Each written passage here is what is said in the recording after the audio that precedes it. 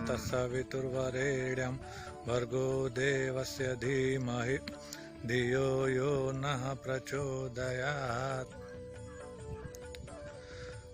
आज हम बात करने वाले हैं हमारे गुरु जी पंडित श्री राम शर्मा आचार्य जी, जो कि 3500 पुस्तकें लिखे हुए हैं। इनकी कुल 108 वाङ्मय हैं। तो इनका एक वाङ्मय जिससे हम बहुत ज़्यादा प्रभावित हैं, उस वाङ्मय का नाम है अपरिमित संभावनाओं का आगार, मानवीय व्यक्तित्व। 21 नंबर वॉल्यूम है इसका, 21वां खंड है और हम इसको लगातार पढ़ रहे हैं। इसका जो सबसे पहला टॉपिक है, सबसे पहला जो अध्याय है, इसका नाम है मनुष्य एक भटका हुआ देवता।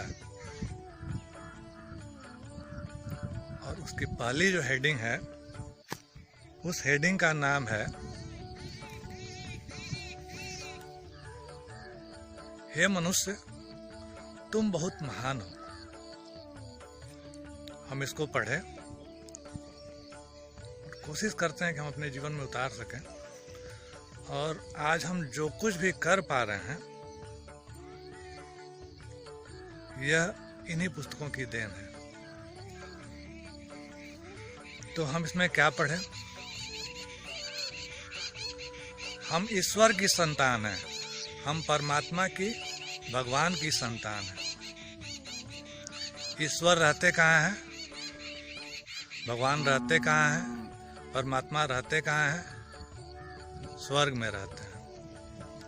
स्वर्ग कैसा होता है? स्वर्ग वह होता है जहाँ पर हमारा मन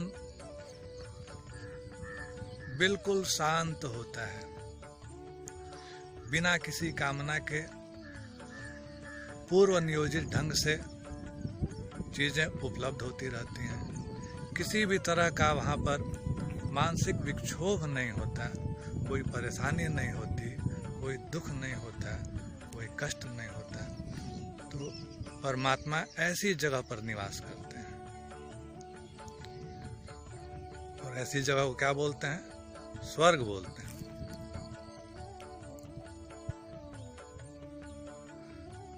तो जब हम ईश्वर की संतान हैं, परमात्मा की संतान हैं, और परमात्मा स्वर्ग रूपी घर में रहते हैं, तो परमात्मा का घर हमारा घर। तो हम भी कहाँ निवास कर रहे हैं? हम भी स्वर्ग में निवास कर रहे हैं। ईश्वर की जो सबसे सुंदर कलाकृति है, उस कलाकृति का नाम मनुष्य है। इस धरती पर जितने भी प्रकार के जीव जंतु निवास करते हैं, और उनमें जो खासियत होती है,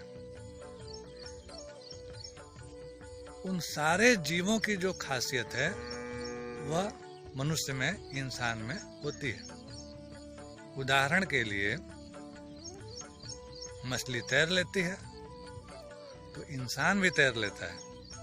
लेकिन मछली जमीन पर नहीं चल सकती, मछली पेड़ पर नहीं चढ़ सकती, लेकिन इंसान तैर भी सकता है, पेड़ पे भी चढ़ सकता है, और जमीन पर भी चल सकता है। ये सारी चीजें इंसान कर सकता है।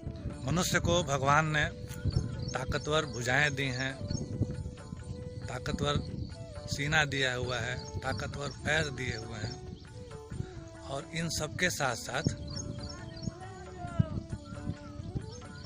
बहुत सामर्थ्यवान, बहुत विशेष, उच्च क्वालिटी का दिमाग बना करके दिया हुआ है। मतलब इस धरती पर जितने भी प्राणी हैं, उन सब से बहुत श्रेष्ठ इंसान को बना करके भेजा हुआ है। यह हमारा दिमाग ही है, हमारा मस्तिष्क ही है कि इस धरती पर रहने वाले विशाल से विशाल, ताकतवर से ताकतवर जानवरों को इंसान अपने दिमाग के बल पर, अपने इशारों पर नचा सकता है। और आखिर इतना ताकतवर इंसान इतनी गए गुजरे परिस्थितियों में क्यों रह रहा है? भगवान किए क्या कि सब कुछ देने के साथ साथ एक मन दे दिए। मन इसलिए दिए कि वह अच्छा और बुरा का निर्धारण करेगा और अपने लिए एक रास्ता तैयार करेगा। लेकिन हम अपने मन को गया गुजरा,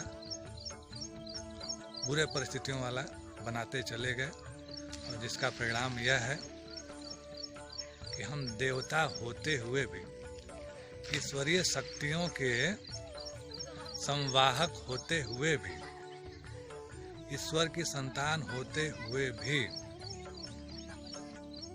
भटक गए।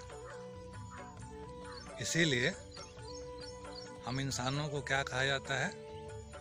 भटका हुआ देवता। हम लोग कौन हैं? हम लोग भटके हुए देवता हैं। जिस दिन हम यह जान जाएं कि हम ईश्वर की संतान हैं, उस दिन हमारा मन, जो कि एक अज्ञात भय से ग्रसित है लगातार, हमारा क्या होगा, कल क्या होगा, हमारे बीवी बच्चों का क्या होगा, ये हो जाएगा कि नहीं हो जाएगा, एक अलग तरह का डर, एक अलग तरह का भय, उत्तेजना, क्रोध, अशांति, उद्विग्न, परेशान, चंचल, जड,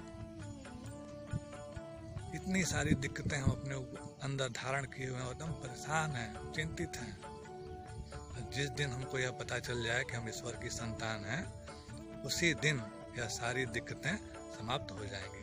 विज्ञान भी यह कहता है कि जो पदार्थ का जो सबसे छोटा घटक है परमाणु, उसमें वह सारे गुण मौजूद हैं जो कि ब्रह्मांड में।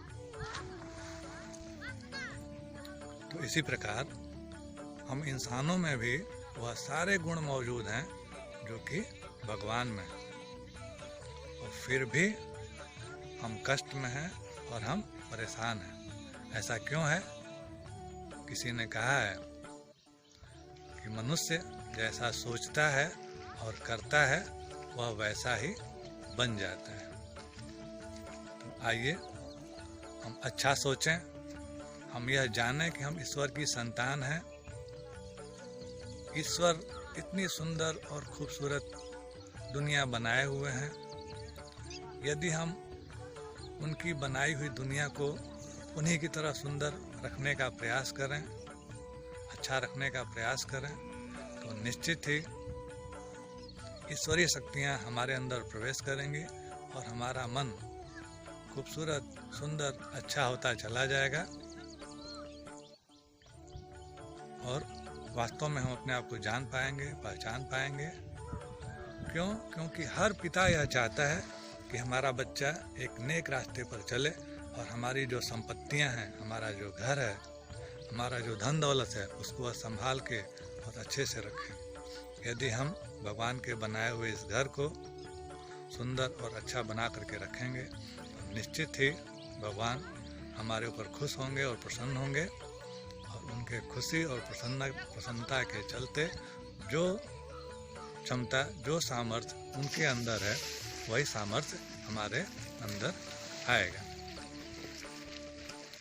शेष कल के अगले वीडियो में। बहुत बहुत धन्यवाद।